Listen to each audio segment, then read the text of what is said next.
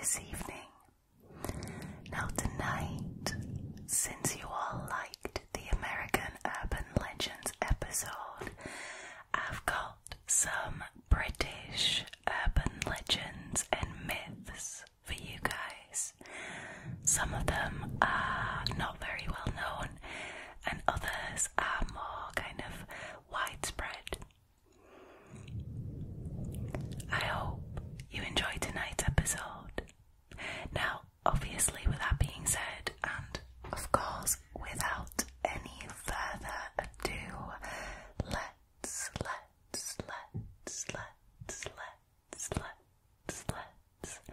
get into tonight's urban legends, shall we? Alrighty. So the first British urban legend that I've got for you this evening is that of the Big Grey Man. So the legend of the Big Grey Man began at the end of the 19th century, and we are in Scotland at the moment. Now, a renowned climber and scientist called J. Norman Colley was hiking up Ben Macdui in the Cairngorms, which is the second highest peak in Britain. So this J.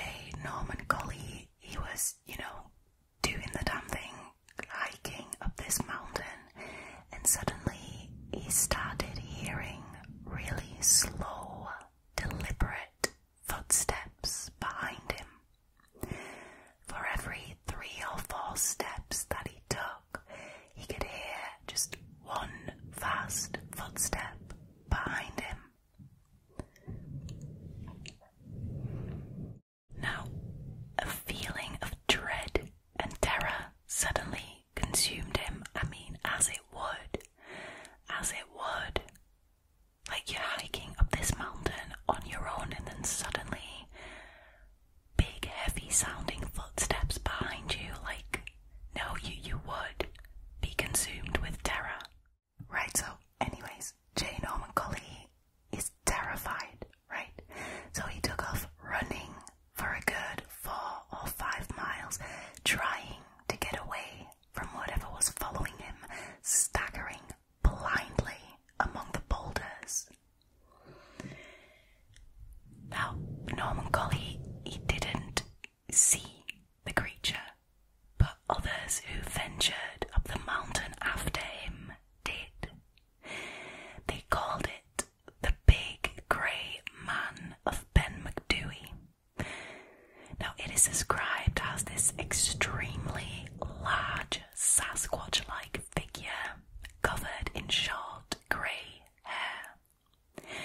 Now, everyone who's had a run-in with the Big Grey Man, whether they've seen him or they've just heard its footsteps behind them, has reported a sudden sense of irrational panic and dread, just like Norman Colley. Now, Alexander Tunian, who reached the summit of Ben Macdui in 1943, so a bit later, he even reported a complete shift in atmosphere. Now he said, and I quote, "The atmosphere became dark and oppressive. A fierce, bitter wind whisked among the boulders, and an odd sound echoed through the mist. A loud footstep, it seemed. Then another and another. A strange shape loomed up, receded, and then came charging at me. Without hesitation, I whipped out the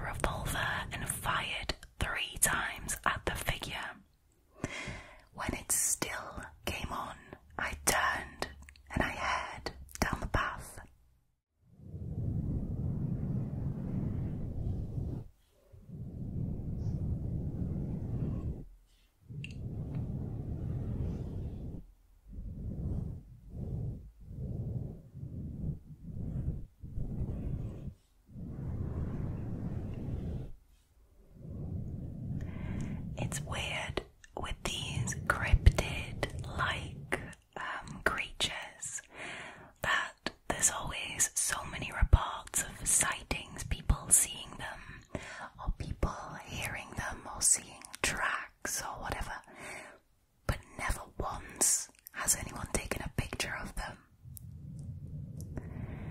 I mean, honestly, I think that if it was me up there on Ben McDewey and I started hearing slow but deliberate footsteps behind me and a sudden irrational feeling of fear and dread, I probably wouldn't think of whipping out my camera and taking a picture of it.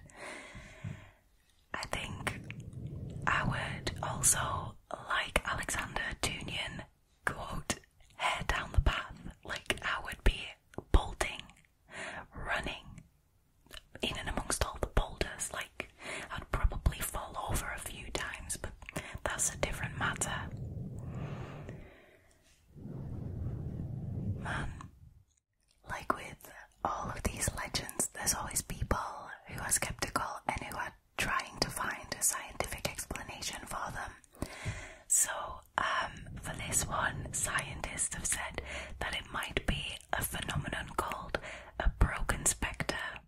Basically, what it is that people can see their own shadow projected on a cloud, but it is like super rare and it can only occur in the right conditions.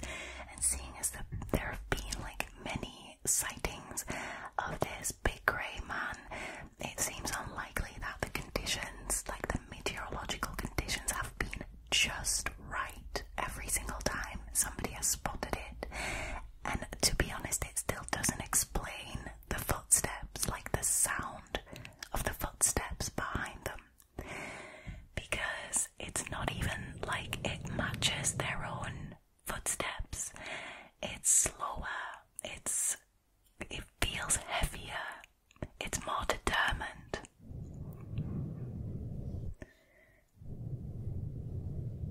Very scary story, man.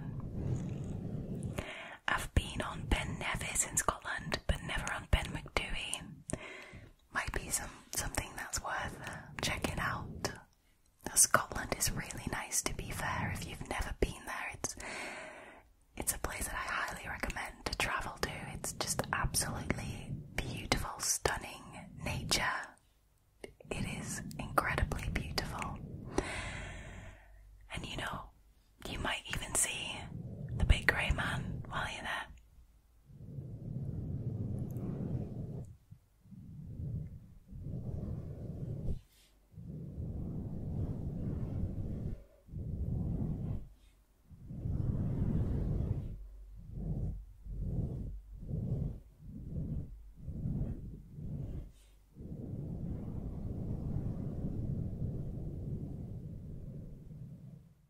Alrighty, so the next urban legend that I've got for you is a really wild one. It is called the Hairy Hands of Dartmoore. So there's this lonely stretch of road between two bridges and Post Bridge in Devon. Now, it runs over the Leviathan Faults of Dartmoore, which is just a beautiful area, right? It has beautiful scenery and just wide open spaces of nature as far as the eye can see. Pleasant enough to go for a drive along there, you would think. Well, think again. Now, on this stretch of road, there have been just an unusual amount of accidents. People who just randomly lose control of their steering wheels or their handlebars, and they just drive straight off of the road, seemingly just out of nowhere. Now, a possible explanation for this can be found in the numerous reports that have been made since around 1910. That's when it began. Now, people started reporting a presence on this stretch of road. And this presence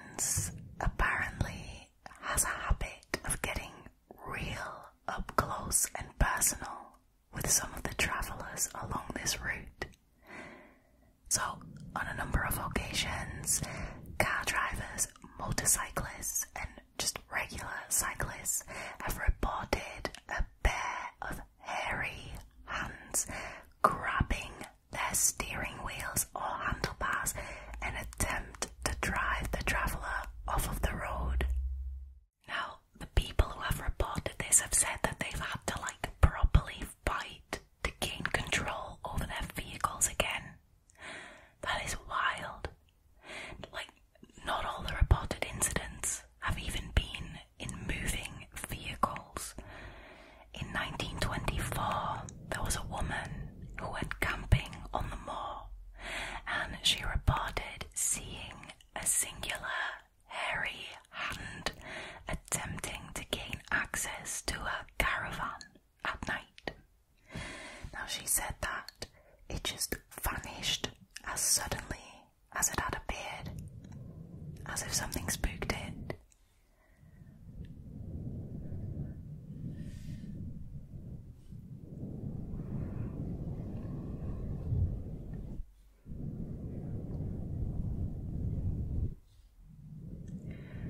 This is just so hard to wrap my brain around.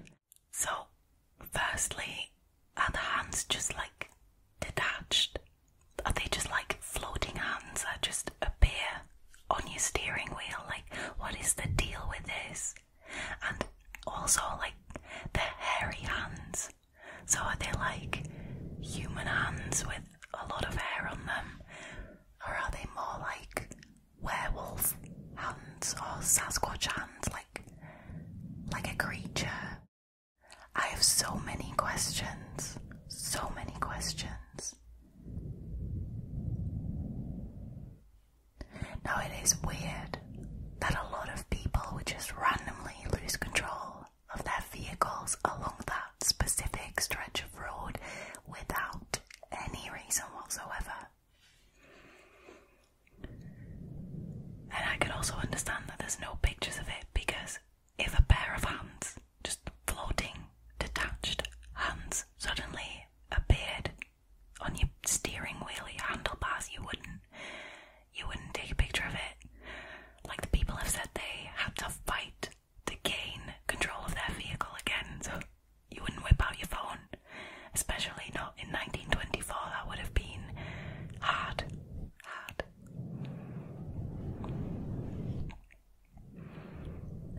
From what I gather with these stories about the hairy hands of Dartmoor, I think they only appear at night. Because, as we all know, nothing good ever happens at night time. A really beautiful stretch of road can suddenly become something a lot more sinister, apparently. I can't say I've ever been there, though.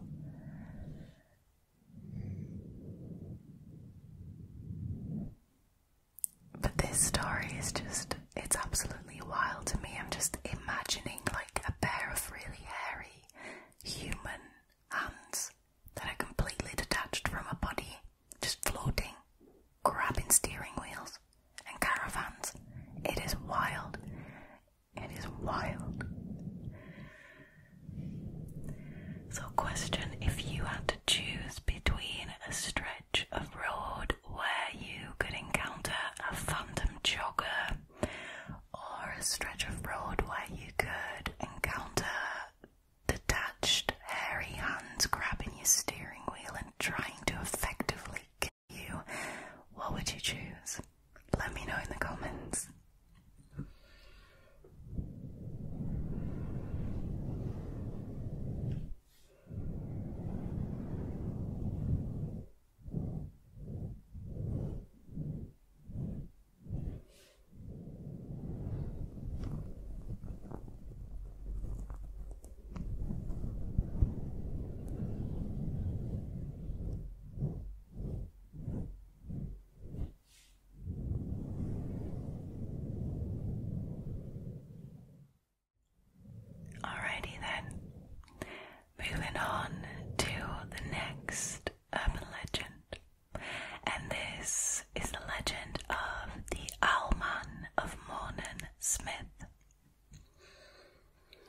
So, the legend of the Owlman is a fairly recent one.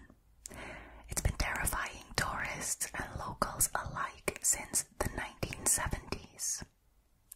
So, St. Mawnan and St. Stephen's Church, which is, from what I gather, one church named after two saints, is located about a mile from the village of Mawnan Smith in Cornwall. It looks peaceful enough. I mean, it's surrounded by woods and it is boasting an incredible sea view. No one could ever guess that it's actually harboring a terrifying creature inside. According to this legend, the church is inhabited by a half-owl, half-man creature that is over 5 feet tall. It has been reported to have large wings, long claws and glowing eyes. So like a demon bird. Like a demon bird man. Now it was first spotted in April of 1976. That was the first encounter.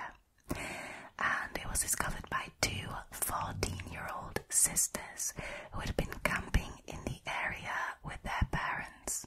It said that the girls decided to take a walk down to the old church, and when they got there, on top of the church tower, they saw a terrifying birdman with wings and feathers.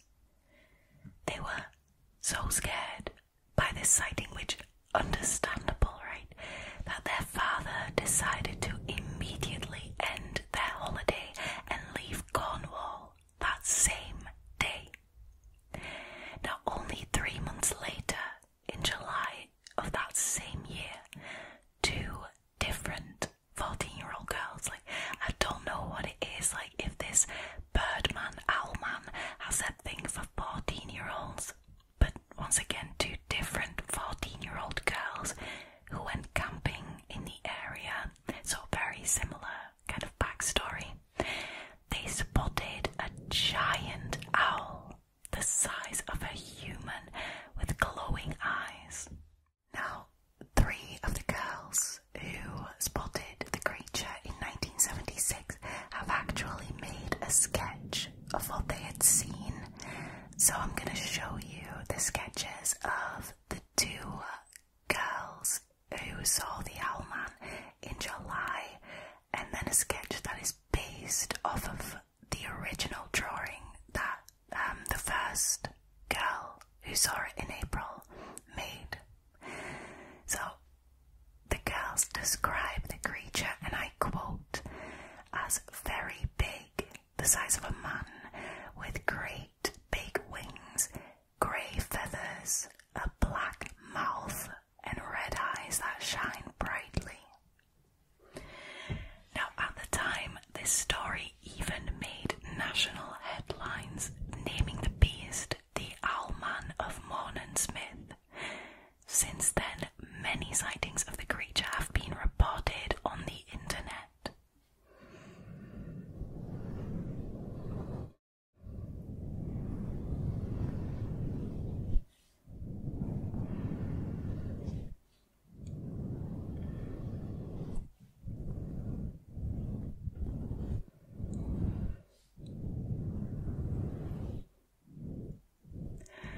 Now, call me a skeptic, but this actually sounds like one of 2 things, right? So either those girls have just seen a really big actual owl, and they just got the scale wrong because they were stood too far away from it to see how big it actually was, or how small it actually was.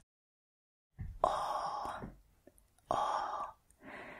in the 1970s, in 1976, there was this guy who really enjoyed scaring little girls by wearing an owl costume.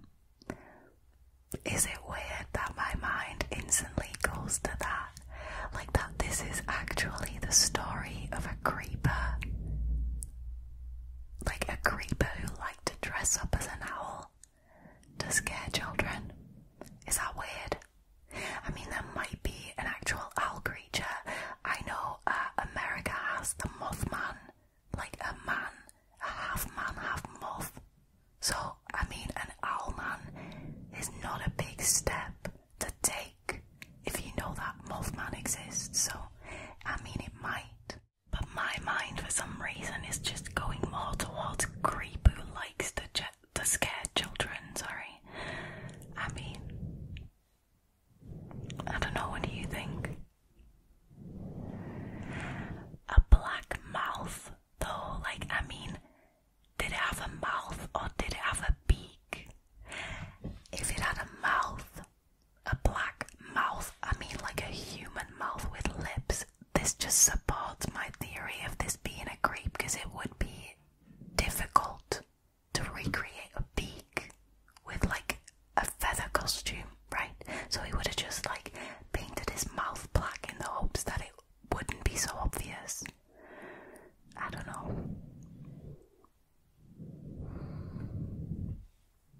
But yeah, very scary. Can you imagine like going for a walk through the woods at like nightfall, and you come to this church and it's just like a massive owl sat on the tower? Like, that is mental. That is mental. And once again, I would be running. Jesus.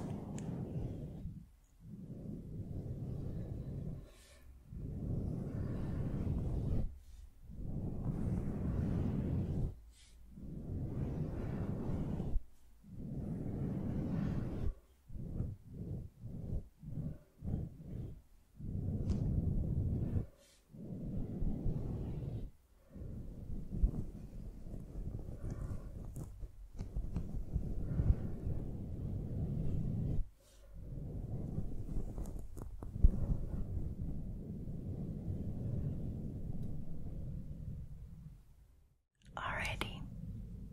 Now, this next one might be a more well-known one. It is about Grindylows and Jenny Greenteeth. Now, you might know them from the Harry Potter films, but like many creatures in that film franchise, Grindylows have been taken straight from British folklore and urban legends. So the Grindylows are creatures said to live in the lakes, bogs and meres of Yorkshire and Lancashire. They have been described as these humanoid creatures with green, scale-like skin, long, wiry arms and very long fingers. Now, according to the legends, Grindylows wait just below the water surface until an unsuspecting person, which is usually a child in the stories, walks by. It then grips its prey with its long fingers and it drags them into the water and just mercilessly drowns them.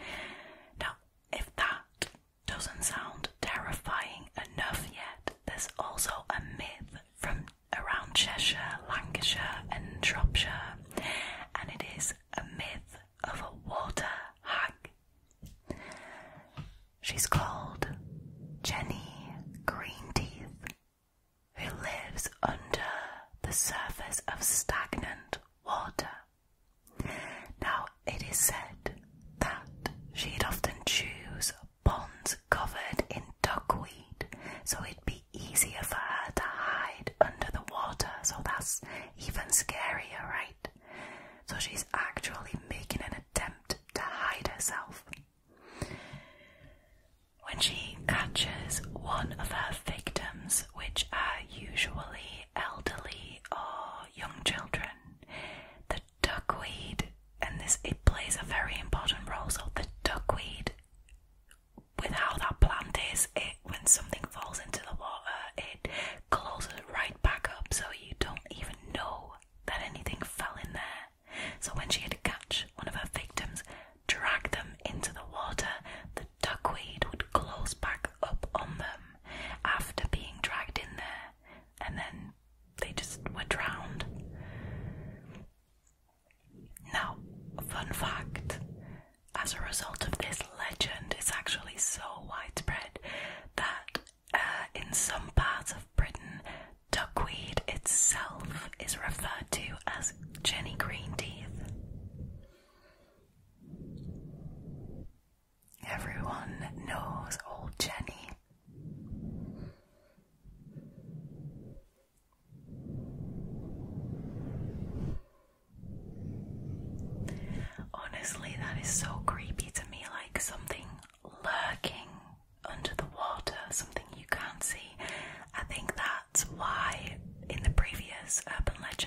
episode, the American one, I think I got so spooked by Lake Lanier where entire towns are just under the water. Just the idea of something just lurking there and you can't see it is terrifying to me.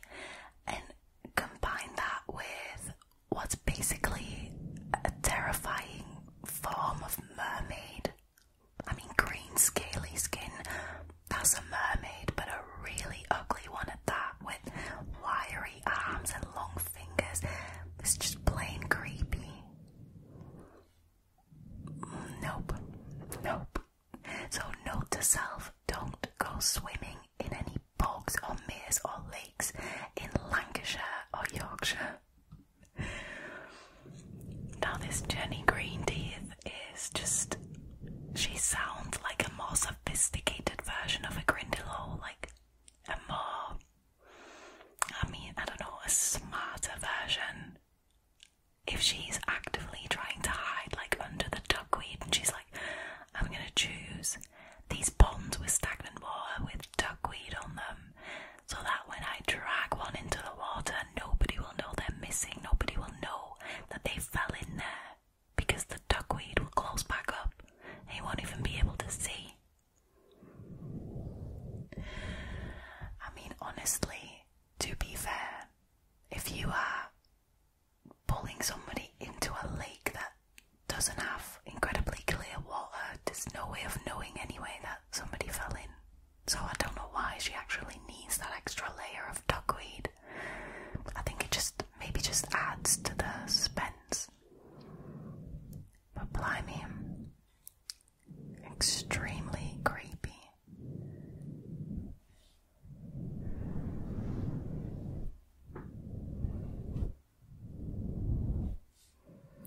It's remarkable how often these urban legends involve water and drowning people in water. Like the really well-known legend of La Llorona is also about a woman who drowns people in the water. Like, what is their fixation with this? Like, why? Wild.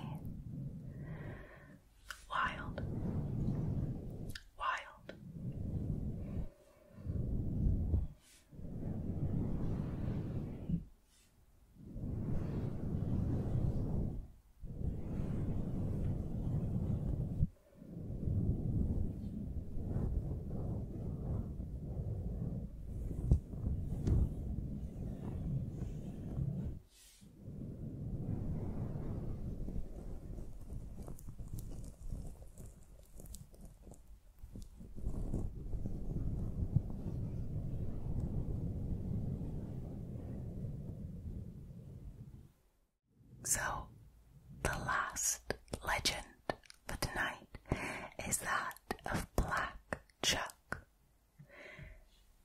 Now, the most common urban legend in Britain must be that of the black dog. Have you heard of it? I'm sure you have. So, Black Chuck is basically a variation of this myth from the counties of East Anglia. Now, this huge black dog the size of a calf or a horse is said to haunt the coastline of East Anglia. It appears in graveyards, crossroads, forests, or dark lanes at night, so extremely stereotypical spooky places, basically. Now, it always brings doom or death to anyone who sees it. It is said that it's only got one eye in the middle of its forehead and it is glowing red, a bit like the Owlman, but the Owlman had two, but they're also glowing red. Now, the footsteps of Black Chuck don't make a sound. According to the legend, if you look this beast in the eye, your death will occur before the end of the year. So that's why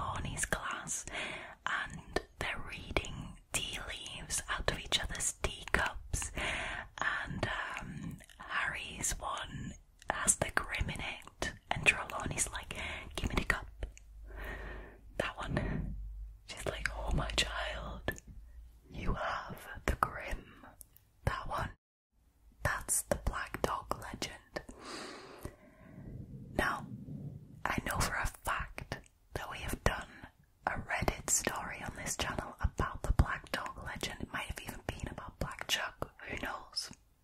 They didn't specify how many eyes it had.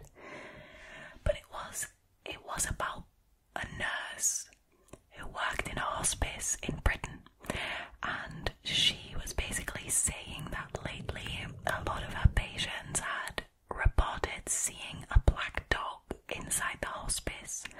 Like, they had been asking about this dog, and they were like, whose dog was that? Like, there was a dog in here, whose dog is it? And the nurse basically said that there was no dogs at the hospice. But then, like, the next morning, the people who had seen the dog actually passed away. So, I mean, I believe this 100%. Like, it can't be good luck to see a black dog the size of a horse. I mean, you would run regardless. I mean, that is mental. Funny story, there's actually a guy who lives near me. He's got 2 big black dogs, and I always joke that they're the size of ponies. So who knows, maybe he just owns 2 black chucks, which would be very creepy. I don't know what that would make him exactly, if he has turned a mythical beast into a pet. I think I should probably stay away from him. This black dog legend is one that has always incredibly fascinated me, because there are so many accounts. There are so many accounts all over the country. I mean, I'm serious, look it up. There are so many accounts.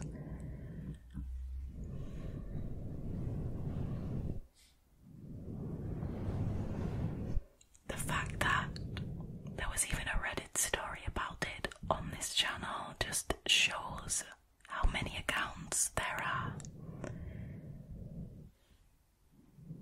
So, I think that it's always better to be safe than sorry. So, if you hear